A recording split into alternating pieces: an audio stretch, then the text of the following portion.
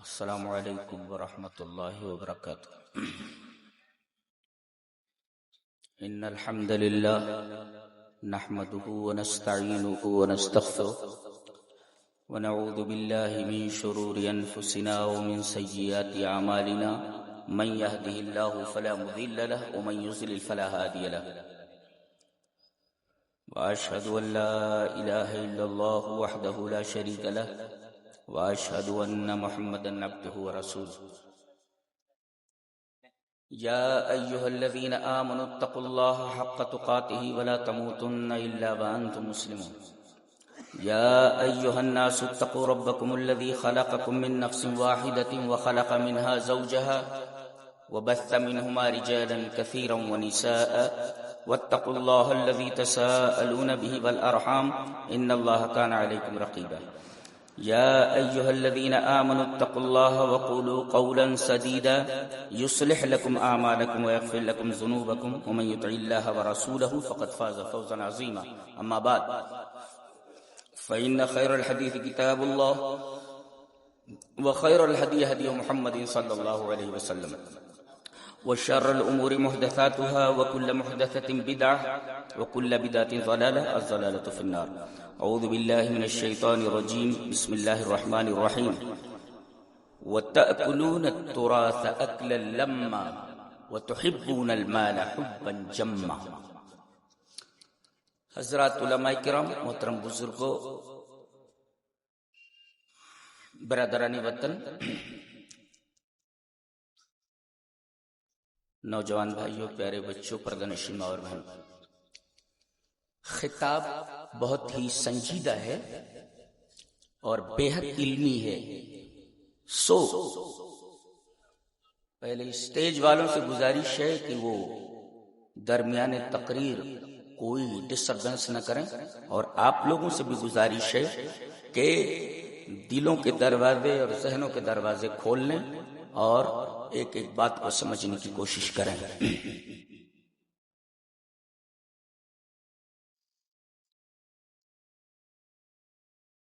خطبہ مسنونہ کے بعد سورہ فجر کی 2 آیتیں پڑھی ہیں، ریپیٹ کرتا ہوں۔ وَتَأْكُلُونَ التُّرَاثَ أَكْلًا لَمًّا وَتُحِبُّونَ الْمَالَ حُبًّا جَمًّا۔ You consume all inheritance, devouring it all together, and you love wealth, immense love۔ یہ اس آیت کریمہ کا انگلش ترجمہ ہے۔ سنسکرت ترجمہ ہے تم واریسم سرو سہیتم بھکشسی بھکش یس چ دھنم اتی وشالم یس۔ یہ سنسکرت میں دونوں آیتوں کا ترجمہ ہے۔ اردو ترجمہ دیکھیں، اور تم مرے ہوئے آدمی کا چھوڑا ہوا مال یعنی ترکہ دبا کر کھا لیتے۔ ہم یہاں عقل پر ٹھہریں گے، لمحہ پر ٹھہریں گے۔ جی، لمحہ کا جو لفظ ہے لمحہ، ہم کسی کو دعا دیتے ہیں، کہتے ہیں لم اللہ شخص اے جمع اللہ ما تفرق من الامور۔ سمجھ رہے ہیں؟ یہاں بہت سی چیزیں بکھری ہوئی ہوئی،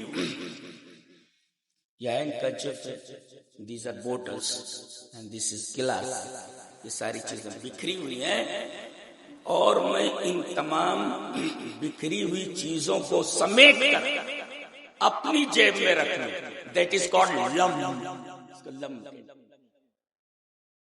لم اللہ شاس، شاس وہ پراگندہ بال والے کو اشاس کہتے ہیں نا، اشاس جس کے بال بکھرے ہوئے، کوئی بال ادھر جا رہا ہے، کوئی بال ادھر جا رہا ہے، کوئی بال ادھر جا رہا ہے، تو یہ اشاس، اس شاس سے مشتق بکھری ہوئی چیز۔ تو بکھری ہوئی چیزوں کو سمیٹ کر اپنی جیب میں ڈال لینا، اس کو کہتے ہیں لم۔ لم. اور سب سے عجیب بات تو کاشف یہ ہے کہ یہاں عقل کی جو صفت ہے ڈائریکٹ مصدر ہے، اور اگر کسی اسم کی صفت ڈائریکٹ مصدر لائی جائے تو یدل علی المبالغہ. جیسے کہا جائے کہ زید عادل، زید منصف ہے، انصاف پسند ہے، انصاف کرنے والا ہے. اور کہا جائے کہ زید عدل، ڈائریکٹ مصدر لے آیا جائے تو مطلب یہ ہوتا ہے کہ زید سراپا عدل. جی تو یہ کہا گیا کہ عقل لم، یعنی بالکل سمیٹ کر کھا جانا، کچھ نہ چھوڑنا. لا یترک شیئا لأحد، کسی کے لیے کچھ نہ چھوڑنا، اس کے لیے آتا ہے عقل کے بعد لم. اور ایک نقطہ بڑا عجیب ہے، وہ یہ ہے ہذا من مبتکرات القرآن، یہ قرآن حکیم کی تازہ کاریوں میں سے ایک تازہ کاری ہے جو کسی اور زبان میں نہیں پائی جاتی. کیا عقل کے لیے لفظ لایا گیا ہے لم. جی عقل کے لیے لم لایا گیا ہے. حالانکہ عقل کا مطلب یہاں کھانا نہیں ہے، بلکہ ھذا معبر عن الانتفاع بالشیء، کسی چیز سے فائدہ، سمجھ میں آ رہا ہے؟ اور سے سمجھ، کسی چیز سے فائدہ حاصل کرنے کے لیے تعبیر عقل کی لائی گئی. وراثت کا مال تو تھوڑی کھاتا، زمین ہے وراثت میں بھی زمین کو کھاتا ہے کیا؟ گھر ملا ہے وراثت میں، میت نے چھوڑا ہے تو گھر کو کھا لیتا ہے کیا؟ تو یہاں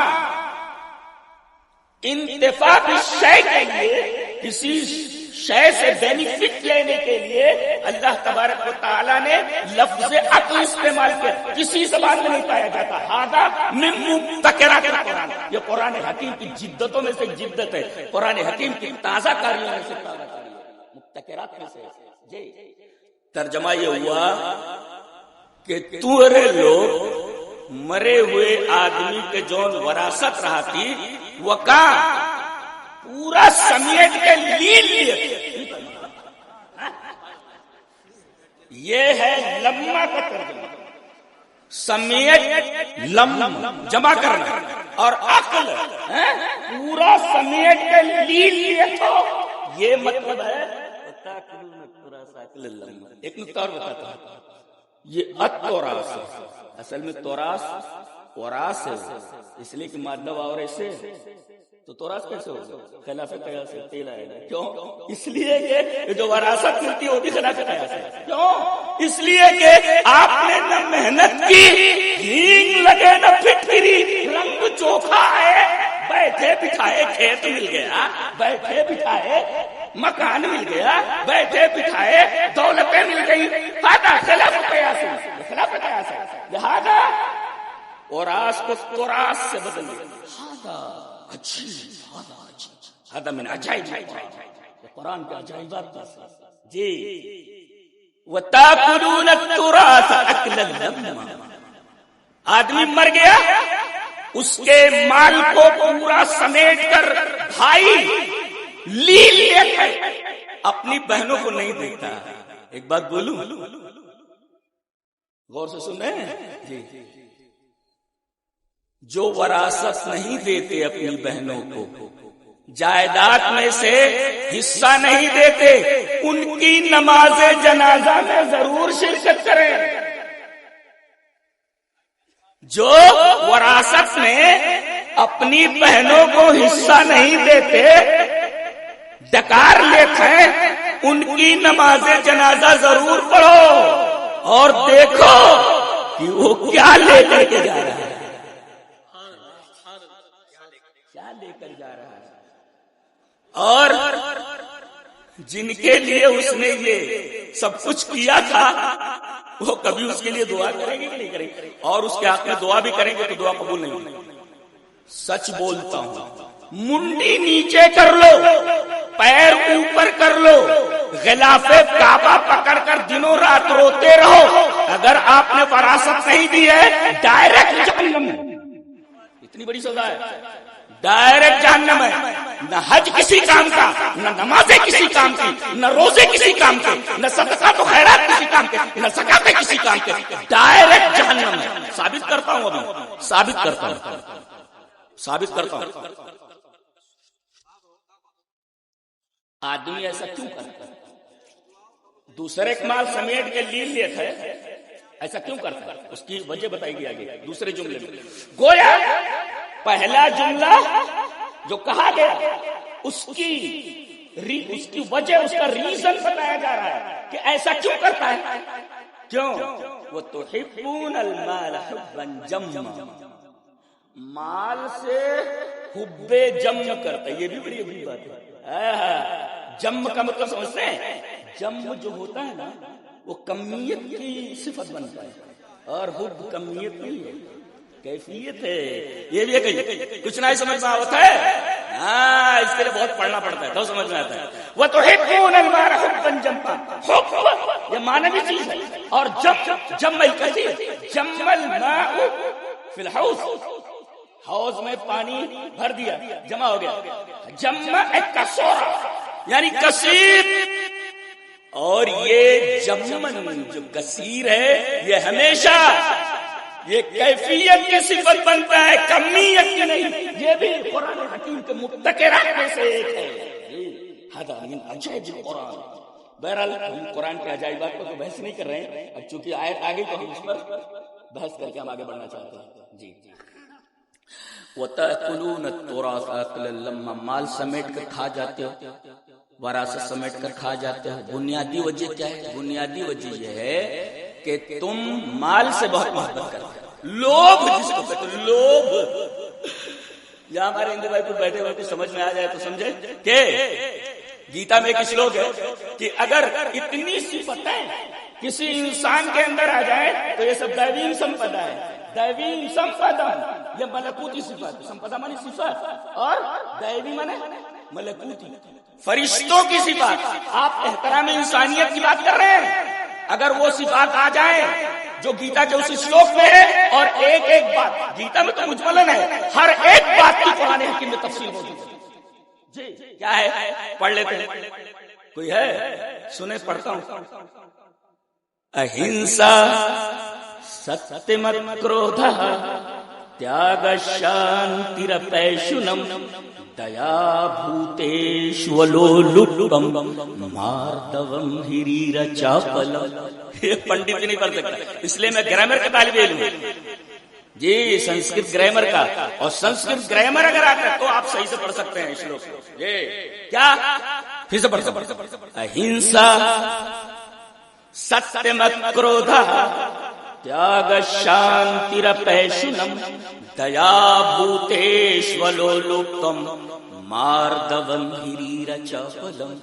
کہا گیا اہنسا، تشدد مت کرو. مجمل کسی پر تشدد مت کرو. قرآن حکیم نے کہا ایک آدمی کا قتل پوری انسانیت کا قتل ہے. اس سے بڑا اہنسا کا ثبوت اور کیا ہو سکتا ہے کہ ایک آدمی کو مار دو تو تم نے پوری انسانیت کو مار دیا. اس سے شاندار بات کیا کی جا سکتی ہے؟ اہنسا تشدد نہیں کرنا، ہنسا نہیں کرنا. ستیم ہمیشہ ستیم ود، سچ بولو، سچ بولو. تو دیکھو اس آئینے میں سب اپنے اپنے، ہمارے ہندو بھائی بھی دیکھیں، اور جو اپنے آپ کو مسلمان کہتے وہ بھی اپنے آپ کو دیکھیں. اہنسا تشدد نہیں کرنا، ہنسا نہیں کرنا. دوسرے ستیم ہمیشہ سچ بولنا. اکرودھ، کرودھ مانے غصہ، اکرودھ غصہ نہیں کرنا. سارا معاملہ، تھوڑا سا کوئی معاملہ آیا، آستین چڑھا لیا، انجام کیا ہوا؟ تو اکرودھ. تو اہنسا ستیم کرودھا تیاگ. تیاگ کا مطلب اگر آپ کا کسی کے اوپر حق نکلتا ہے، حق چھوڑ دیجیے، اس کو کہتے تیاگ. تیاگ کسی نے تو پوری حکومت چھوڑ دی تھی، ون میں چلا گیا تھا. تیاگ کسی کے لیے تیاگ دینا، چھوڑ دینا. تیاگ شانتیرپیشنم، شانتی اور اپیشن. شانتی کا مطلب دماغ کا سکون، دل کا سکون، سماج کا سکون. یہ نیتا موجود ہے یہاں، ان کا یہ کام ہے. ان کا یہ کام ہے کہ معاشرے اپنا دماغ شانت رکھے، دل شانت رکھے، اور معاشرے کے اندر اشانتی نہ پھیلنے دیں، شانتی بنائے رکھیں، یہ ان کا کام ہے جن کے ہاتھ میں پاور ہے۔ شانتی رپیشن، اپیشن کہتے ہیں غیبت کو، چغلی کو، ایک دوسرے کی غیبت نہ کرے۔ قرآن حکیم میں تو کہا گیا ہے کہ اگر کوئی کسی آدمی کی غیبت کرتا ہے تو گویا کہ اپنے مرے ہوئے بھائی کو گوشت کھاتا ہے۔ دیکھو یہاں مجمل کہا گیا، اس کی تفصیل ہے قرآن حکیم میں۔ کیا بات ہے، قرآن حکیم میں ہر چیز کی تفصیل ہے، یہ تفصیل ہے لکل شیء، اس کے اندر ہر چیز کی تفصیل ہے۔ کہیں بھی کوئی صداقت، کوئی ٹروت اور کوئی سچائی آپ کو ملے، قرآن میں ڈھونڈو وہ سچائی آپ کو مل جائے گی۔ قرآن سرتاپا صدق ہے، وَتَمَّتْ كَلِمَةُ رَبِّكَ صِدْقًا وَعَدْلًا، ایک ایک بات سچائی پر مشتمل ہے، سچائی لیے ہوئے۔ تو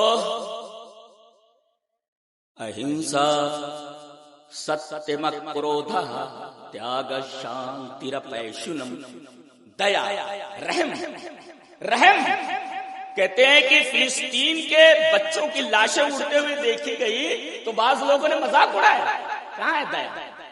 دیا کدھر ہے؟ کوئی آدمی ایکسیڈنٹ میں سامنے پڑا وہ تڑپ رہا ہے اور آپ اس کی تصویر اتار رہے ہیں، دیا ہے؟ یہ رحم ہے؟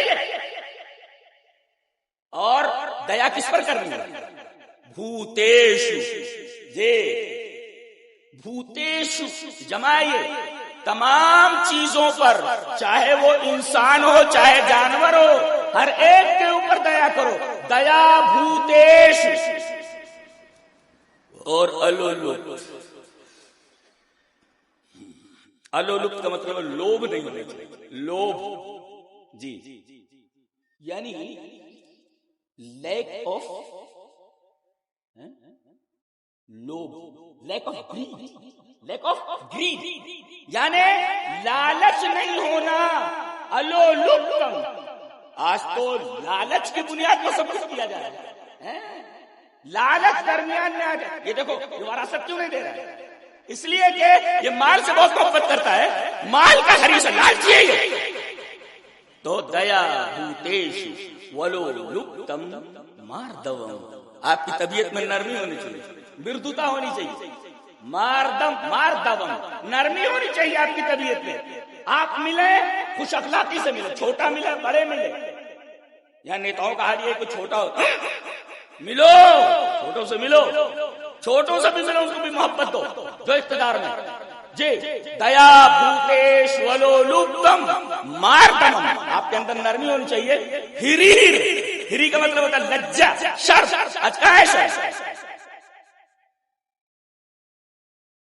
شرم کہاں ہے؟ شرم کہاں ہے؟ عورتوں کی بے شرمی آپ دیکھیں، مردوں کی بے شرمی آپ دیکھیں، بس رات اللہ کہاں ہے رسول کا ہے، نہ اللہ سے محبت ہے نہ رسول سے محبت ہے، دن بھر ایسے ایسے کرتا رہتا ہے، ایسے ایسے کرتا رہتا، پاگلوں کی طرح۔ چار ہم لوگ جب اپنے زمانے میں 4-5 دوست بیٹھتے تھے تو پھر تبادلہ خیال ہوتا رہتا ہے، یہ موبائل نہیں تھی، یہ عذاب نہیں تھا۔ آج تو 5 دوست بیٹھے ہوئے ہیں اور ہر ایک ڈوبا ہوا ہے، یعنی محفل میں رہتے ہیں۔ موبائل نے محفل کو اکیلا کر دیا، مجلس کو اکیلا کر دیا، تو لجا لجا نہیں ہے۔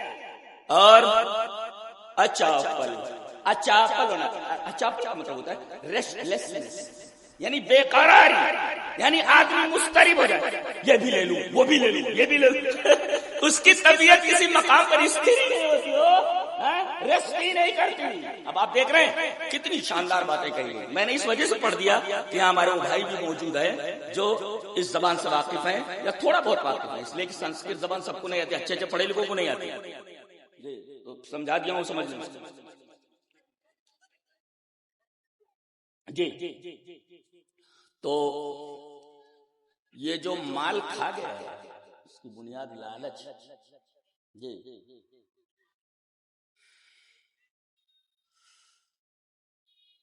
آگے بڑھتے ہیں، حمد قصار کر کے کوئی صاحب، ان کا واقعہ میں نے پڑھا کہ ان کا ایک دوست بستر مرگ پر تھا، بالکل مرنے کے قریب تھا اور چراغ جل رہا تھا۔ یہ حمد قصار وہاں بیٹھے ہوئے تھے اور جیسے ہی وہ آدمی مرا وہ جو چراغ چل رہا تھا چراغ بجھا دیا انہوں نے. لوگوں نے کہا ارے یہ جب تک زندہ تھا سانسیں چل رہی تھی تب تک آپ نے چراغ نہیں بجھایا, یہ جیسے ہی مرا آپ نے چراغ بجھا دیا. کہا کہ جب تک یہ زندہ تھا یہ سارا مال اسی کا تھا, یہ چراغ اس کے اندر تیل بتی سب اس کی ملکیت تھی.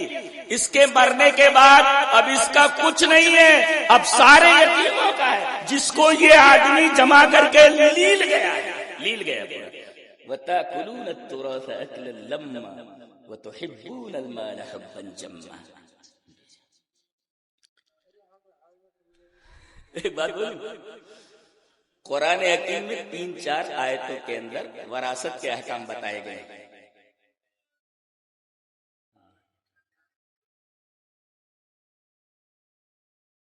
ایک کھڑے کھڑے میٹنگ کر رہے تھے جی, یہ بہت عجیب قوم ہے, سدھر جاؤ ورنہ احوال کچھ اچھے نہیں ہیں. ہم لوگوں ہمارے اخبار اچھے نہیں تو احوال کیسے ہو سکتے ہیں جی. تو 3-4 آیتوں کے اندر پورے احکام بیان, یہ بھی قرآن حکیم کی بلاغت ہے. پورا ایک فن 3-4 آیتوں کے اندر سمو دے گیا. میں تو فرائض پڑھاتا ہوں جی, کتنا مشکل فن ہے آپ کو معلوم ہے. 4 فن اس کے لیے ضروری ہے, علم القرآن, علم الحدیث, علم النسب, علم الحساب. تینوں میں سے ایک بھی گڑبڑ ہو تو آپ یہ فن نہیں سمجھ سکتے, نہ پڑھا سکتے نہ پڑھ سکتے جی. 4 آیتوں کے اندر تقریباً تمام فضائل اور مسائل بیان کر دیے گئے. یہ قرآن حکیم کی بلاغت ہے جی. کس کو کتنا ملنا چاہیے. اچھا دیکھو, ہم بعد میں اس پر بحث کریں گے. پہلی آیت جو ہے سورہ النساء کی, جس میں بیٹی کو اتنا ملنا چاہیے, بیٹے کو اتنا ملنا چاہیے, باپ کو اتنا ملنا چاہیے, ماں کو اتنا ملنا چاہیے, دادی کو اتنا ملنا چاہیے, نانی کو اتنا ملنا چاہیے, بھائیوں کو اتنا ملنا چاہیے وغیرہ. آیت نمبر 11 ہم اس پر بحث نہیں کریں. آخر میں جو کہا گیا من بعد وصیت یوصی بها او دین, پہلے وصیت پہلے اور قرض بعد میں. جبکہ حدیث یہ کہتی ہے کہ جب آدمی مر جائے تو اس کے مال میں پہلے قرض دیا جائے. کوئی آئے تو ارے بپا ہم سے اتنا لیے رہے, لاؤ قرض دو, تو اس کے مال میں سے وہ قرض اس کو دے دیا جائے, پہلے دیا جائے. اس کے بعد وصیت پوری کی جائے. وصیت کتنی؟ اللہ تزید علی الثلث, 1/3 سے زائد نہیں ہونی چاہیے. یہ آدمی اگر وصیت کرتا ہے تو اپنے مال میں 1/3 سے زائد وصیت نہیں کر سکتا. تو پہلے قرض نکالو اور بعد میں وصیت. سوال یہ ہے کہ جب دین پہلے ہے تو وصیت کو پہلے کیوں لائے گئے, وصیت کو مقدم کیا گیا؟ جواب, قرض آپ نے لیا ہے تو آستین چڑھا کر کے لے لے گا. ارے لیا ہے پیسے نکال, اور وصیت تو مندوب ہے, وہ آپ دے ہیں تو اس میں اہمال ہے. آدمی اس میں غفلت کر سکتا ہے اور ڈھیل دے سکتا ہے, نہ بھی دے سکتا ہے وصیت کو. لہذا وصیت کی اہمیت کو پہلے کر کے اللہ تبارک و تعالی نے یہ کہا کہ قرض کی ادائیگی پہلے ہوگی, لیکن دیکھو اگر میت نے وصیت کی ہے تو اس وصیت کو پورا کیا جائے, اس میں غفلت نہ برتی جائے. سو من بعد وصیت یوصی بها او دین, پہلے وصیت کا تذکرہ بعد میں دین کا تذکرہ, جبکہ ترتیب میں دین پہلے ہے وصیت بعد میں. اچھا, اس کے بعد کہا گیا فریضۃ من اللہ. ارے یہ وراثت دینا یہ نفل نہیں ہے, یہ فرض ہے. جیسے نماز فرض ہے, جیسے رمضان کے روزے فرض ہیں, جیسے حولان حول کے بعد سال گزر جانے کے بعد زکات فرض ہے, ایسے ہی تمام فرائض میں سے ایک فریضہ ہے. یہ سنت اور نفل نہیں ہے, یہ فرض ہے. اور من اللہ کہہ کر کے اور بات کو شاندار بنا دیا گیا کہ یہ فرض جو کیا گیا ہے کسی شخصیت کی طرف سے نہیں, کسی بابا کی طرف سے نہیں, کسی فقیر کی طرف سے نہیں, کسی بڑی شخصیت کی طرف سے نہیں, بلکہ یہ فریضہ اللہ تبارک و تعالی نے متعین کیا, فرض کیا ہے, تاکہ یاد رہے کہ یہ فریضہ اللہ کی طرف سے ہے. لیکن فریضہ کہہ دیا جاتا کافی تھا, لیکن من اللہ اس فریضے کی اہمیت کو بیان کرنے کے لیے من اللہ کہا گیا. دیکھ رہے ہیں قرآن حکیم کی بلاغت کتنی ہے. جو تفسیر کا طالب علم ایک ایک لفظ کے اوپر میں حیرت زدہ رہ جاتا ہوں, کیسے کہا گیا. اور یہ تو میں سرسری طور پر بیان کر رہا ہوں، تھوڑا اور ڈیپ میں گیا، ایک بات سمجھ میں یہ فریضۃ من اللہ، اس کے بعد فرمایا گیا ان اللہ کان علیما حکیما۔ علیم کیوں کہا گیا، حکیم کیوں کہا گیا؟ غور سے، اللہ کو معلوم ہے کہ وراثت دینے میں کتنے فائدے ہیں، اور اگر کوئی وراثت نہ دے تو کتنے مفاسد ہیں۔ تو اللہ تبارک و تعالی مصالح وراثت کو جانتا ہے اور مفاسد وراثت کو بھی جانتا ہے۔ کوئی اگر دے تو فوائد کیا ہے، اور وراثت کوئی نہ دے تو مفاسد کیا ہے، خرابیاں کیا ہیں، اس کا علم رکھتا ہے۔ ان اللہ کان علیم، اور حکیمن کا مطلب یہ کہ اللہ جس کو جتنا دے دیتا ہے وہ حکمت پر مبنی ہے۔ کیوں؟ اس لیے کہ ایک سوال کیا جاتا ہے کیا کہ بیٹی کا ایک حصہ اور بیٹے کا 2 حصہ، تو یہاں تو برابری نہیں رکھی گئی، بیٹی کو کمزور سمجھا گیا کہ 3 لاکھ ہے تو 2 لاکھ بیٹے کو دے دیا جائے، 1 لاکھ بیٹی کو دے دیا جائے۔ یہ انصاف کہاں ہے؟ اللہ فرما رہا ہے کہ علیم ہے حکیم۔ حکیم کیسے ہے؟ کم دیا ہے، کیوں دیا ہے؟ چلو سمجھا دیتا ہوں۔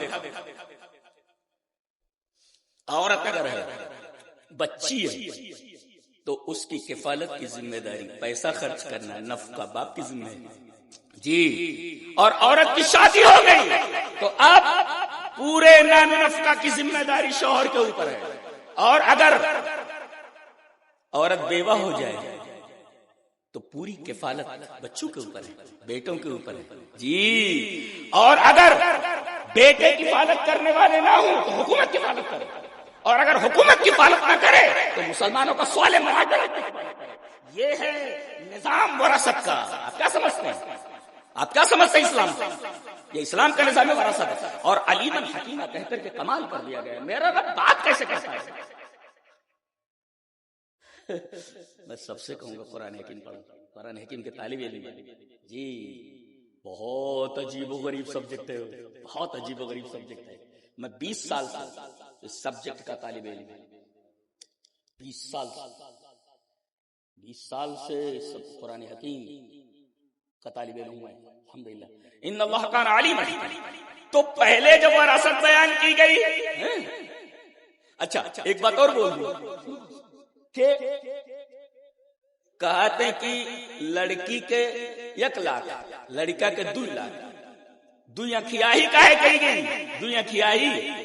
ایک بات بولوں، اصحاب الفرائض 12 ہیں، جیسے عبداللہ ابن عباس، چلو حدیث پڑھ لیتے ہیں، حدیث اس طرح۔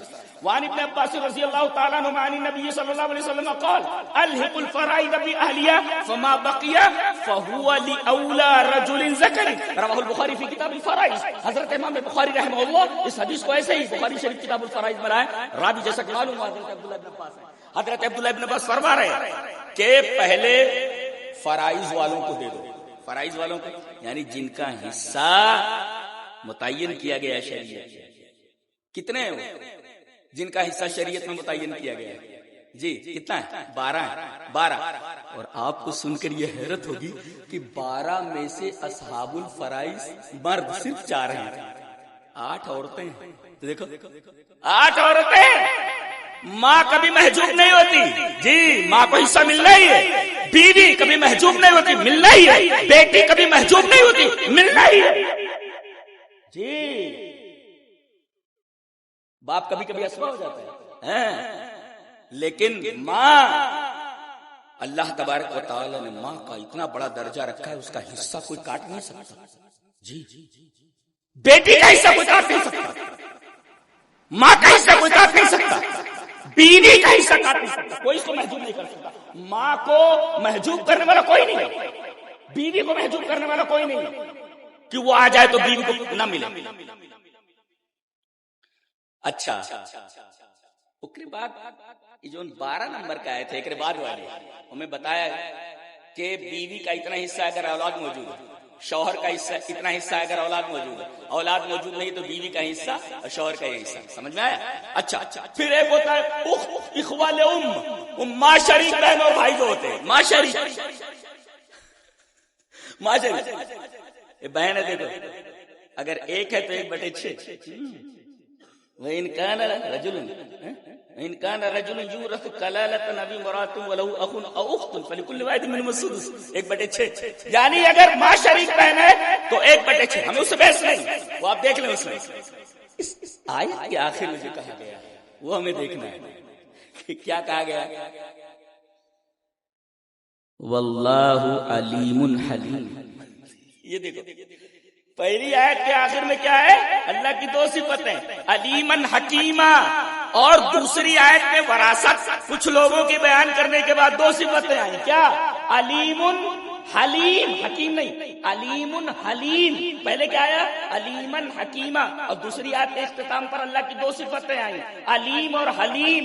ٹھیک ہے، علیم اس وجہ سے کہ کونے بھائی کے نیت ہے دیکھ اور کونے بھائی کے نیت نہ دیکھ، ہمیں معلوم ہے، جتنے بھامتے ہیں مجھے معلوم ہے کہ کون دینے کی نیت رکھتا ہے اور کون نہیں، ہمیں علم ہے،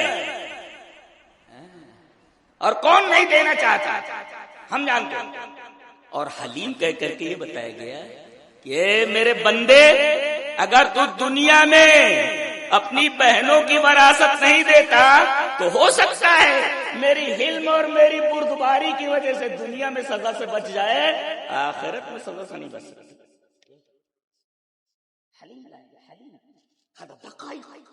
هذا من دقائق القرآن، هذا من عجائب القرآن۔ یہ پوری بحث کا خلاصہ ہوتا ہے کیا، اللہ کی جو صفت آتی ہے۔ اچھا اب دیکھو ایک عجیب نکتہ آپ کو متوجہ ہے جی، دینے والوں کی جزا اور پھر اگلی آیت میں نہ دینے والوں کی سزا۔ اب سنو، جدیت وراثت وکری یہ کہا گیا تلک حدود اللہ، حدود کے کیا کہا ہے، حدود، باؤنڈریز، لیکن آگے نہ جاؤ، یہ بارڈر ہے، یہ اس کے آگے مت جاؤ، مار دیے جاؤ گے۔ جیسے ہندوستان اور پاکستان کی سرحد ہے، کوئی پاکستانی ادھر سے آئے ادھر کی میزائل مار گرائے گا اس کو، اس لیے کہ اس کی سرحد میں داخل ہو گیا، باؤنڈریز ہے، کراس نہیں کرنا، حد ہے، یہ سرحد ہے، یہ مار گرائے جاؤ گے۔ اچھا دیکھو تلک حدود اللہ، اچھا حدود کی اضافت اللہ کی طرف کی گئی ہے، باؤنڈری انسانوں نہیں اللہ نے بنائی ہے۔ جی تلک حدود اللہ، یہ اللہ کی متعین کردہ سرحدیں، کراس کرو گے تو تمہاری اوقات ہے کراس کرنے کی، یہ تمہاری اوقات ہے، اللہ کی حدوں کو کراس کر رہے ہو، 10 حج کہیں کیا بتا، 10 حج کہیں کیا بتا، اور وراثت کھائی بیٹھ منڈی نیچے پیر اوپر کی، کونوں حج کے کونوں مطلب نہیں، یتیم کا مال کھا، بیٹی یتیم ہو گئی ہے نا، بیٹی یتیم ہے، باپ کے مرنے کے بعد وہ کیا ہوئی بیٹی، تمہاری بہن کیا ہوئی، تم یتیم ہوئے اور وہ یتیمہ ہو گئی ہو، ایک یتیم کا مال کھا رہا ہے اس لیے کہ تمہارے پاس طاقت ہے، بہن کچھ بول نہیں سکتی، اور بہن اگر کہے بھیا معاف کیجیے، معاف نہیں ہوتا، معاف نہیں ہوتا، بہن کے معاف کرنے سے جائیداد معاف نہیں ہو سکتی۔ اور دوسرے کچھ لوگ بیٹی کو شادی کے وقت جہیز کی شکل میں کچھ اشیاء دے کر کے اسے وراثت کا بدل سمجھتے ہیں، یہ بھی غلط ہے۔ تم نے اللہ تبارک و تعالیٰ کے قانون کو دوسری چیز سے بدل دیا، کہیں تمہارے چہرے نہ بدل دیے جائیں، مس کر دیے جائیں، جیسے ایک قوم کے چہرے بندر بنا دیے گئے تھے، سور بنا دیے گئے تھے، تم اللہ کے قانون کی صورت بگاڑ رہے ہو، وراثت کی جگہ پر جہیز لا رہے ہو، شرم نہیں آتی تم کو؟ حاجی بنا بیٹھا، نمازی بنا بیٹھا، یہ کون دیکھے گا؟ تو تلک حدود اللہ، یہ اللہ کی بنائی ہوئی باؤنڈریز ہیں، کراس نہیں کرنا، ڈونٹ کراس اٹ، کراس کرو۔ اچھا جو لوگ اس کو کراس نہیں کرتے، اب دیکھو وَمَن يُطِعِ اللَّهَ وَرَسُولَهُ، کیا مطلب لم یزد ولم ینقص، وَمَن يُطِعِ اللَّهَ وَرَسُولَهُ، وراثت نہ زیادہ کی ہو نہ کم، وراثت زیادہ کیسے، ارے بیٹا ہوا علاوہ کو تین کو بڑھا کے دے دیا، لا وصیت لوارثین، وارث کا حصہ بتائیے نہیں، اس کے بارے میں وصیت نہیں کر سکتے آپ، لا وصیت لوارثین، تو وَمَن يُطِعِ اللَّهَ وَرَسُولَهُ لَمْ يَزِدْ وَلَمْ يَنْقُصْ، آپ وراثت کو جتنا اللہ نے دی بتایا ہے اس سے زیادہ نہیں دے سکتے، اللہ نے جتنا وراثت کہہ دیا اتنا دینا ہے، اسے کم نہیں دے سکتے. یہ ہے ومن یطع اللہ ورسولہ لم یزد ولم ینقص. تو یدخلوا جنات تجری من تحتها الانہار خالدین فیہا. ایک نکتہ بتاؤں، یہ جب جنتیوں کا تذکرہ ہے تو خالدین جمع لائے گا جی، اور ایک بات وراثت نہ دے والوں کو جو سزا بیان کی گئی میں خالدین نہ، یہ خالدن ہے، واحد ہے. اس کا مطلب یہ ہوا کہ جنت میں جنتیوں کو نعیم الجنہ کے علاوہ نعیم الصحبہ بھی حاصل ہوگی، اور جہنمیوں کو عذاب النار کے علاوہ عذاب التنہائی حاصل. عذاب التنہائی، عذاب التنہائی، اکیلے. یہ تو گھومتا سب بیٹھ کے، کہاں رہے ہو، چلے گئے آج جنت میں جا کے آگ. یہ کہاں ہے؟ تو صندوق میں بند ہے، آگ کے صندوق میں بند ہے. تو وہاں خالدین ہے جی، وہاں نعیم الجنہ کے علاوہ ایک بڑی نعمت نعیم الصحبہ ہے. دیکھو ہم اکیلے ہی بیٹھا رہی ہے، کیوں نہ ہوئے، کیسا لگے ہمیں. دیکھو علماء بیٹھے ہوئے ہیں مسجد سے، نورانی مسجد میں کتنا اچھا لگ رہا ہے. دیکھو تو وہاں دوست احباب بھائی بہن اگر نیک ہے تو سب آپ کے ساتھ. تو نعیم الجنہ کے علاوہ نعیم الصحبہ زیادہ خالدین لائے گئے. اب دیکھو ومن یعص اللہ ورسولہ ویتعد حدودہ، جو اللہ اور اس کے رسول کی نافرمانی کرے. معصیت کس کو کہتے ہیں؟ مخالفت الامر. اللہ نے کہا ڈونٹ کراس اٹ، اب اس کو کراس کر لیتا ہے، ھذا عصیان، ھذا ہے معصیت. ومن یعص اللہ ورسولہ ویتعد حدودہ، اللہ کے اس باؤنڈریز کو کراس کرتا ہے تو یدخلہ نارا خالدا، خالدین نہیں ہے، ھذا من عجائب القرآن جی. تو یہاں وہاں تو جنت میں جنت نعیم، جنت کی نعمتوں کے علاوہ صحبت کی بھی نعمت ملے گی، اور جہنمیوں کو عذاب نار کے علاوہ عذاب الانفراد ملے گا، تنہائی کا عذاب ملے گا ان کو، تنہا رہیں گے بیچارے. تنہا صحبت بڑی اچھی ہے. سعدی رحمۃ اللہ علیہ پڑھانے گلستان میں، نہیں وہ سعدی کہوں گئے اپنے دوست کے یہاں، تو آج کل وہ صابن وابن بنا ہی رہا ہے، ایسا نہیں صابن ہے، دیکھو ایسا بنا. اور جب تک میرا فوٹو اوپن نہ لگا میں دکھتے نہیں. یہ کیا ہے؟ ارے بھائی صابن کو عورت سے کیا لینا دینا، عورت کو فوٹو سے کیا لینا دینا. لیکن کمپنی ہے، اللہ تعالیٰ نے ان کا ذہن خراب کر رکھا ہے، بدکار ذہن ہے، بدکار ہے جی. تو صابن وابن تو تھا نہیں، مٹی وٹی دے دیتے رہے، کچھ میں لگائے ہوگا کرا مٹی دیتے رہے. پہلے محرو تو لگا ہوتا نہیں، پورا مٹی سے پورا بروا جو ہے بھر لیتے رہے. اب دنیا میں تو جواں رہا جی، پورا جوئیں گر جاتے ہیں، پورے جوئیں گر جاتے ہیں. وہ مٹی ایسا نہ کون ماٹی پلوٹی سب چکنی ماٹی، چکنی مٹی پورا ڈھیلو ڈھیلو کا ڈھیل.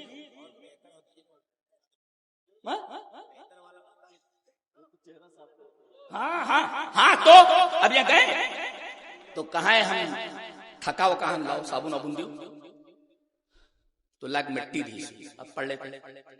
دل گلے خوشبو در حمام روزے رسید از دست محبوب بدستم، بدو گفتم کی مشکی یا عبیری کہ از بوئے دلاوے دے تو بستم. گفتا من گلے نا چیز بودم ولیکن مدت باگل نشستم، جمالے ہم نشیدر من اثر کرد وگرنا من ہما خاکم کی ہستم. کہتے ہیں کہ میں ایک دوست کے یہاں گیا حمام میں، اس نے نہانے کے لیے مجھے ایک مٹی دی. جب میں نہانے لگا تو اس مٹی سے خوشبو آ رہی تھی، تو میں نے اس سے پوچھا بدو گفتم کی مشکی یا عبیری کہ از بوئے دلاوے دے تو مستم. میں نے اس مٹی سے کہا تو مشک ہے یا عبیر ہے کہ میں تیری دلاوے خوشبو سے مست ہوں، کہ از بوئے دلاوے دے تو مستم. گفتا من گلے نا چیز بودم ولیکن مدت باگل نشستم. کہتی ہے وہ مٹی کہ میں وہی نا چیز مٹی تھی لیکن مدتوں تک میں پھول کے ساتھ جمالے ہم نشی درمن اثر کر وگرنا من ہما خاکم کے ہستم. ہم نشین کے جمال نے میرے اندر اثر کر دیا، ورنہ میں تو مٹی کی مٹی ہوں. پھول کے ساتھ رہی ہوں تو پھول کی خوشبو میرے اندر آ گئی، ورنہ میں تو مٹی کی مٹی ہوں. گلے خوشبوئے در حمام روزے رسید از دست محبوب بدستم، بدو گفتم کی مشکی یا عبیری کہ از بوئے دلاوے دے تو مستم. گفتا من گلے نا چیز بودم ولیکن مدت پاگل نشستم، جمال ہم نشیدر من اثر کرد وگرنہ من ہما خاکم کی ہستم. تو علیم الحلیم لایا گیا. اللہ کو معلوم ہے دیکھ نیت ہے کہ نہیں ہے، اللہ تو نیت جانتا ہے. اور یہاں بچ گئے تو وہاں نہیں بچ سکتے، اس میں حلیم کی صفت لگی. اب آگے دیکھو، آگے دیکھو، آگے کہا گیا وَمَن يَتَعَدَّ حُدُودَهُ يُدْخِلْهُ نَارًا خَالِدًا وَلَهُ عَذَابٌ مُهِينٌ. یہ کون عذاب بھائی؟ ایک تو ہوتا ہے عذاب عظیم. سنو مجھے صاحب، یہ کوئی نقطہ نہیں ملا دیتا ہوں، یہ سب نہیں ملتا. ایک ہے بہت ہزاروں صفات پڑھنے کے بعد ملتا ہے. ایک ہوتا ہے عذاب عظیم، ایک تو ہوتا ہے عذاب علیم، اور ایک تو ہوتا ہے عذاب مہین. تو اب ہم تبا کا کاملی عذاب مہین ہے. یدخلہ نارا خالدا فیہا ولہ عذاب مہین. عذاب عظیم، عذاب عظیم، عظیم کا تعلق کمیت سے، بہت بڑا عذاب. اور علیم اس کا تعلق، اس کا تعلق احساس سے ہے، کیفیت سے. مارو کے ہوگا بہت مارو تو ہوگا عذاب عظیم، اور اوکا جو اندر سے درد کا احساس بھائی بھائی عذاب علیم. اور اوکا ننگا کہہ کے پورے گھر میں پورے گاؤں میں گھمائے ہوئے عذاب مہین. یہ ذلت کا عذاب ہے، کہ ننگا کہہ کے نہ گھمائے جائے. ذلت کا عذاب، ننگا کہہ دیا جاؤ، ننگا کہہ کے گھمایا جائے. فرشتہ ننگا کر کے مارتے ہوئے لے جائے، بدن پر کپڑا نہ رہے، ننگا کہتے ہیں. یہ عذاب مہین، ذلت والا عذاب. اس سے بڑا ذلت کا عذاب کیا ہو سکتا ہے کہ تمہیں ننگا کر کے گھمایا جائے. تو یہ 3 آیت ہے، اور 3 آیت کے آخر میں آخر میں کیا ہے؟ اللہ کی 2 صفتیں، علیم حکیم، اور دوسرے میں علیم حلیم. اور یہ باؤنڈری کراس نہ کرے، اللہ کی حد کی پابندی کرے. جزا کیا ہے؟ وذالک الفوز العظیم، بڑی کامیابی. اور جنت سے بڑی کامیابی کیا ہو سکتی ہے؟ اچھا، اور جو وراثت نہ دے یدخلہ نارا خالدا. اللہ، یہ تو کافروں کی سزا ہے. یہ مسلمان کی سزا کیسے ہو سکتی ہے؟ اس لیے کہ وراثت نہ دینا گناہ کبائر میں سے ہے. تو یہ خالدن کیسے؟ مفسرین نے اس کی وضاحت کی ہے. تو لوگ خالد سن لو، ان لوگوں نے سمان جا تو لوگ نہ سمجھو تو اچھا. نارن خالد مطلب خلود کا مطلب ہوتا ہے خلود موقت.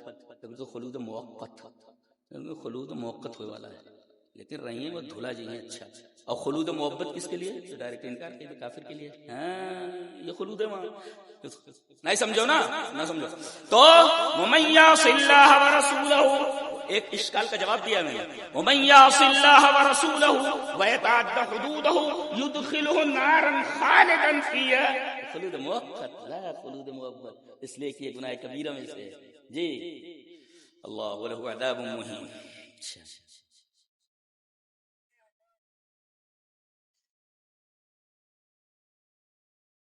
حضرت حنا کا جو حضرت مریم کی ماں، ان کی تمنا یہ تھی کہ بچہ پیدا ہو جائے تو میں اسے بیت المقدس کی نظر کر دوں، اللہ کے گھر کی صاف صفائی کرے، اس کی خدمت کرے. اللہ، وہ مائیں کہاں ہیں کہ ابھی بچہ پیٹی میں، لڑکا ہے کہ لڑکی معلوم نہیں، تمنا کر لیں کسے اللہ کی راہ میں ڈالوں گا، اللہ کے دین کی خدمت کرے گا یہ بچہ. بچی ہے عالمہ بناؤں گی، دین کی خدمت کرے گی. تمنا تھی کہ لڑکا پیدا ہو اور بیت المقدس کی نظر کر دیا جائے. بھائی لڑکی یہ مریم، حضرت مریم کہے لاگی انی وضعتها انثى، میرے گھر یہ لڑکی ہو گئی. بولے تو یہ لڑکی، اللہ نے فرمایا واللہ اعلم بما وضعت، اللہ کو معلوم ہے کہ تم نے کیا جانا ہے، اس نے کیا جانا ہے. لیکن آخر میں جو ٹکڑا ہے وہ غضب کا ہے، وَلَيْسَ الذَّكَرُ كَالْأُنثىٰ۔ جنہوں نے بلاغت پڑھی ہے وہ جانے کہ کاف جس کے ساتھ لگتا ہے وہ مشبہ بھی ہوتا ہے، اور مشبہ بھی اقویٰ ہوتا ہے بالمقابل مشبہ کے۔ وَلَيْسَ الذَّكَرُ كَالْأُنثىٰ، کاف کس کے ساتھ لگا؟ انثیٰ۔ زَيْدٌ كَالْأَسَدِ، زید شیر کی طرح ہے، تو بہادر کون ہے؟ اقویٰ کون ہے؟ شیر ہے نا جس کے ساتھ کاف لگا ہے، تو زید ہے۔ وَلَيْسَ الذَّكَرُ كَالْأُنثىٰ، کاف کس کے ساتھ لگا؟ انثیٰ کے ساتھ۔ انثیٰ ہی الأعلیٰ، ہی الأعلیٰ، کہتے ہیں عورتوں کو کوئی مقام ہی نہیں دیا گیا، مشبہ نہیں بنا دیا گیا اس کو۔ یہ ولیس ذکر کر۔ اب آؤ یہاں کہا گیا بیٹوا ہے، بیٹوا، بیٹوا کا حصہ نہیں ہے، بیٹوا کا حصہ متعین نہیں ہے، کہوں نہیں، بیٹوا کا حصہ کہاں؟ یہ دیکھو، یوصیکم اللہ فی اولادکم، ابناؤکم نہیں کہا، بناتکم نہیں کہا، کیوں؟ اولاد میں بیٹا بیٹی پوتی پوتا سب آگئے جی، اولاد میں کیا بلاغت قرآن ایک نہیں۔ یوصیکم اللہ فی للذکر مثل حظ الانثیین، لڑکے کا حصہ دو لڑکیوں کے حصے کے برابر ہے۔ مقیاس کیا بنایا گیا؟ اللہ نے مقیاس کس کو بنایا ہے؟ لڑکی کے حصے کو۔ کیا بات ہے، کیا بات ہے، لڑکے کا حصہ متعین نہیں ہے، بلکہ یہ بتایا کہ جائیداد میں سے جو رہے گا لڑکے کا 2 حصہ ہوگا، لڑکی کا 1 حصہ، لیکن لڑکے کا حصہ متعین نہیں کیا گیا، لیکن لڑکی کا حصہ متعین ہے۔ وَإِن كَانَتْ وَاحِدَةٌ فَلَا نِصْفُ، اگر لڑکی 1 ہے تو آدھی جائیداد اس کی۔ یہ دیکھو متعین ہے، لیکن لڑکے کا متعین نہیں۔ یہ کہا گیا کہ لڑکے کا 2 حصہ ہے، لڑکی کا 1 حصہ، حصہ متعین نہیں کیا گیا، لڑکی کا حصہ متعین ہے۔ وَإِن كَانَتْ وَاحِدَةً فَلَا نِصْفُ، اگر لڑکی 1 ہے تو آدھی جائیداد، اور لڑکیاں 2 سے زائد ہیں فَلَهُمَا الثُّلُثَانِ، 2/3 ہے، 2/3 جی۔ اور اگر پوتی ہے، پوتی اگر ہے 1/2 لے لے گی جی، پوتے کے ساتھ آ جائے تو پوتے کا 2 حصہ اور پوتی کا 1 حصہ، اور پوتی اگر بنت میت کے ساتھ آ جائے، میت کی بیٹی کے ساتھ، تو میت کی بیٹی کو 1/2 اور تکملۃ الثلثین کے لیے 1/6 پوتی کو دے دیا جائے۔ پوتی تک کی نگرانی کی گئی ہے، پوتی تک کی خبر گیری کی گئی ہے اسلام کے اندر جی، جبکہ وہ دور ہے، جبکہ وہ دور ہے۔ وہ بیٹی تو اس کا خون ہے نا، وہ تو بیٹے کی بیٹی ہے، لیکن اس کا بھی خیال رکھا گیا کہ وہ بھی بیٹی ہے، لہذا اگر بنت میت کے ساتھ آ جائے، میت کی بیٹی کے ساتھ آ جائے، تو پوتی کا حصہ بیٹی کے ساتھ پوتی کا، بیٹی کا 1/2 اور پوتی کا 1/6 تکملۃ الثلثین کے لیے۔ ایک نکتہ اور بتا دوں، یہ لوگ کہتے ہیں کہ ہمیشہ یہ لڑکے کا حصہ زیادہ ہوتا ہے، لڑکی کا کم ہوتا ہے، ایسا نہیں ہے، کبھی کبھی ایسا ہوتا ہے لڑکے کا حصہ کم ہو جاتا ہے۔ اسی وجہ سے اللہ نے اپنی صفت میں حکیم بیان کی۔ کیسے؟ ایک مسئلہ بناتا ہوں، ایک آدمی مر گیا، میت، وارثین نے کس کو چھوڑا؟ ماں، بنت ہے، لڑکی ہے، بنت الابن ہے، پوتی ہے، اور ام شقیق ہے، سگا چچا ہے، یہ 4 ہیں۔ ماں ہے، بیٹی ہے، پوتی ہے، سگا چچا ہے۔ آدمی مر گیا، یہ 4 وارثین، کتنا ملا؟ اولاد موجود ہے، ماں کا 1/6 برابر ہے، اور بیٹی کا 1/2، وَإِن كَانَتْ وَاحِدَةً فَلَا نِصْفُ، پوتی کا 1/6 تکملۃ الثلثین کے لیے، باقی جو بچے گا ام شقیق کے لیے۔ اب چونکہ ثلثیات اور نصفیات مکس ہو کر کے آئے، لہذا 2 کو 3 سے ضرب دیا جائے، 3 دونی 6، مسئلہ 6 سے بنا۔ اگر 6 لاکھ روپیہ ہے تو 6 کا 1/6 1 لاکھ ماں کو مل گیا، 6 کا 1/2 1/2 3 لاکھ بیٹی کو مل گیا، اور 6 کا 1/6 1 لاکھ یہ بنت الابن کو مل گیا، یعنی پوتی کو، اور باقی کیا بچا؟ یہ دیکھو 5 مل گئے، 1 لاکھ ملا ہے بیچارے کو، کس کو؟ چچا کو، اور بیٹی جو عورت ہے اس کو کتنا ملا؟ بیٹی کو آدھا مل گیا، پورا آدھا مل گیا، یہ 3 لاکھ مل گیا اس کو، اور اس کو 1 لاکھ ملا۔ تو کیسے کہہ سکتے ہو کہ ہر جگہ مرد کا حصہ زیادہ ہوتا ہے؟ اس مسئلے میں تو مرد کا حصہ کم ہو گیا، جیسا کہ میں نے بتایا بنا کر کے۔ یہ ہے قرآن۔ اب دیکھو، بیٹی 1 ہے تو 1/2، 1 سے زائد ہے تو 2/3، پوتی کے ساتھ آ جائے تو 1/2، پوتی کا 1/6۔ اچھا، ماں اگر ہے، اولاد موجود نہیں، علم یکن لہ ولد، ولی ابویہ لکل واحد منہم السدس ان کان لہ ولد. اگر اولاد موجود ہے ماں باپ دونوں کے لیے 1/6. اور اگر یہ دیکھو، اور اگر اولاد موجود نہیں ہے تو ماں کا 1/3 باپ کا. وہ وارثہ ابواہ فلہما الثلث. ارے دونوں ماں باپ وارث ہوتے، باپ کا حصہ نہیں چاہیے، باپ کو باقی ملے گا، ماں کا حصہ متعین کر دیا گیا. کہتے ہیں عورتوں کی نگرانی ہی نہیں کی گئی، کوئی خبر گیری نہیں کی. دیکھ رہے ہیں آپ، ماں باپ دونوں وارث ہوتے ہیں لیکن باپ کا حصہ متعین نہیں، ماں کا حصہ متعین کر دیا گیا بڑے. اور اگر بھائی موجود ہوں 1 سے زائد تو ماں کا 1/6. بیوی کا اگر اولاد موجود ہے تو 1/8، اولاد موجود ہے تو 1/4. دیکھیے، اور اگر بہن موجود ہے، سگی بہن اگر 1 ہے تو 1/2 پوری جائیداد کا آدھا حصہ لے لے گی. اور 2 بہنیں ہیں یا 2 سے زیادہ ہیں تو 2/3 لے لے گی. بھائی اور بہن مکس ہو کر کے آ رہے تو للذکر مثل حظ الانثیین، 2 حصہ بھائی کا ہے، 1 حصہ بہن کا. اللہ اکبر. یہ ہے دراصل پتہ یہ چلا کہ آپ قرآن حکیم کو مطالعہ کریں گے تو آپ کو پتہ چلے گا کہ وراثت کی کتنی اہمیت ہے. ایک بات بولتا ہوں، وراثت کی جتنی زیادہ تقسیم وراثت، غور سے دیکھیں جملہ دیکھیں، تقسیم وراثت کی جتنی زیادہ اہمیت اسلام میں ہے، یہ بدنصیب امت اتنی ہی زیادہ اس فریضے سے غافل ہے. اس پر جتنا ماتم کیا جائے کام ہے. جاؤ حج کرو، حج کرو. ارے مجھ صاحب، وہ ہمارے یہاں ہم لوگ جاتے ہیں چائے پینے کے لیے کبھی، تو ایک صاحب نے بتایا کہ وہ حاجی صاحب جو بیٹھا ہیں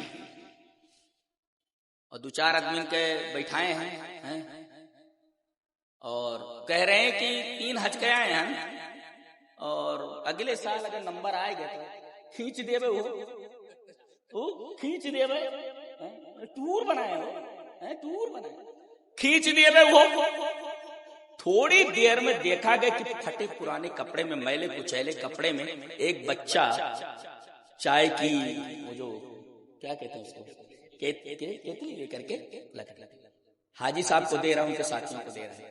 کسی نے بتایا کہ جانتے ہیں یہ بچہ کون ہے؟ پچر جو چائے بانٹ رہا ہے. بولے انہیں حاجی صاحب کی بہن کا بیٹا ہے. زندگی ایسے حج کے اوپر اللہ وراثت دے کے جاؤ، نہیں کچھ سنے آئے ہو نا، یہ کچھ کرت ہو کونوں مطلب نہیں ہو کر ڈائریکٹ وہ اسٹاپ نہیں، سیدھے جاننا ہے، سیدھے جاننا ہے. گانٹھ باندھ لو، گانٹھ باندھ لو. کہا تو 55واں جو ہے نا وہ حاجی صاحب جو 3را 4تھا حج کرے جاتے. کسی شاعر نے بڑا اچھا کہا، 4 دن سے پڑوسی بھوکا پڑا، 4 دن سے پڑوسی بھوکا پڑا، سیٹھ صاحب دوبارہ مرے. 4 دن سے پڑوسی بھوکا پڑا، سیٹھ صاحب دوبارہ مدینے چلے. یہاں حقوق ادا نہیں کر رہے ہو تم، بہنوں کا حق مار کے تم بیٹھے ہو، بھائیوں کا حق مار کر کے تمہیں شرم نہیں آتی؟ تم مسلمان ہو، مسلمان. یہ چند رسوم اور عبادات کر کے آپ یہ سمجھ لیں کہ وراثت ہڑپ کر کے آپ بچ جائیں گے، سوال ہی پیدا نہیں. سوال ہی پیدا. لہذا طے کر کے اٹھو کہ اپنی بہنوں کا ورثہ دینا ہے، وراثت میں ان کا حق دینا ہے جو اللہ تبارک و تعالی نے متعین کر دیا ہے. اللہ تبارک و تعالی ہمیں نیک عمل اور نیک سمجھ کی توفیق عطا فرمائے. وآخر دعوانا الحمدللہ رب العالمین.